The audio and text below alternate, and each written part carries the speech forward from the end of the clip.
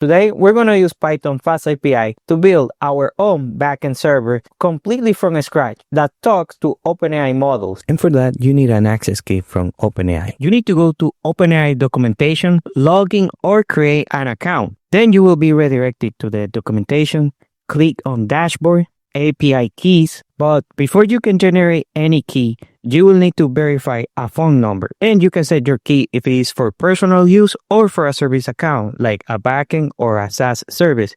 And you can set the key for different access level or for read-only access. I'm going to set it for personal use and use the default project. Then just copy your key and remember to keep it secure and don't share it with anybody. But before you can actually use the key, you will need to add a minimum credit of $5 to your account. Let's begin by setting up a virtual environment. This helps keep our project dependencies neat and organized. First, create a new project folder, then open your terminal and navigate into that folder. To create the virtual environment, run the command python/n-bnb and you can name it anything you like. I'm just gonna name mine bnb. Just make sure Python is installed on your machine, and if you're using Python 3, include the number 3 in the Python command. Alright, let's activate the virtual environment, and if you're Windows, type bnb/create/active, and macOS or Linux, use the command source bnb/bin/active. Next, let's create a .env file, and this file will store all environment variables like your OpenAI secret key and your port value. Jump back into the terminal and we're going to install the necessary dependency. Run the command pip install FastAPI, ubicorn, python.env, and OpenAI. FastAPI is the web framework. Ubicorn serves our add, python.env to load our environment variables, and the OpenAI SDK to interact with their AI models. And to capture all dependencies for this project, we're going to run the command pip freeze,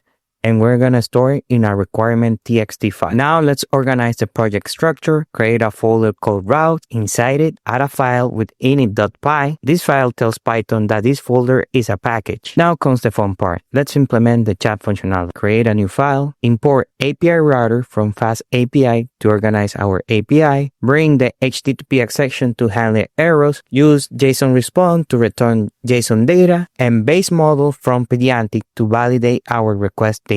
Also, import a chat helper function that we're going to define later and a logger for debugging. Define our IP router instance and your logger. Create a simple data model for incoming message and register the routing using the addRouter.post. Send text that connect the function to a FastAPI endpoint. Make your function async so it can run tasks without blocking. Set the input as the instant of the message you just created, and feel free to load message as you go for easy debugging. Create a dictionary to represent the chat message. Use a try catch block and call the chat helper with await and pass the message as a parameter. Load the AI response and return it as a JSON response, and add the exec block to handle the error with the HTTP exception. Okay, let's build the OpenAI helper function. Create a folder called utils, add an init.py file to it, import your dependency, and we're going to define later a function for the OpenAI client configuration. Create a chat helper function, make it async, and we're going to pass for argument the message, the model, the system configuration, and the message history. Then construct a message list, include the system message, the message history, and the user message in the end.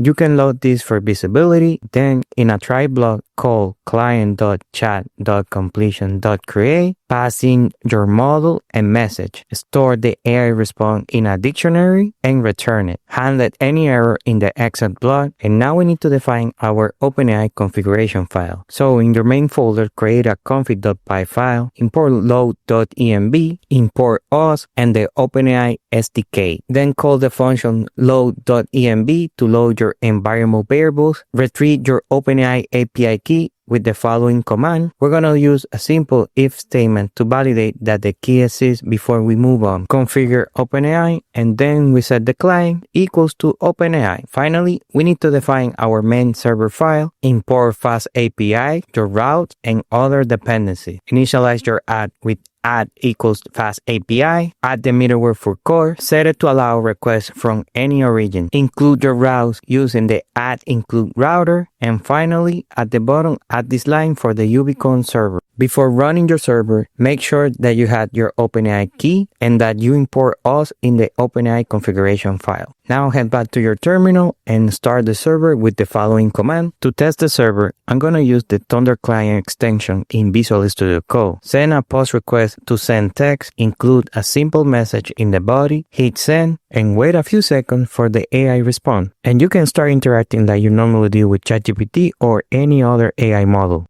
We now have our Python API working, but what happens if you want to create a chatbot interface? Well, that's exactly what we do in this video.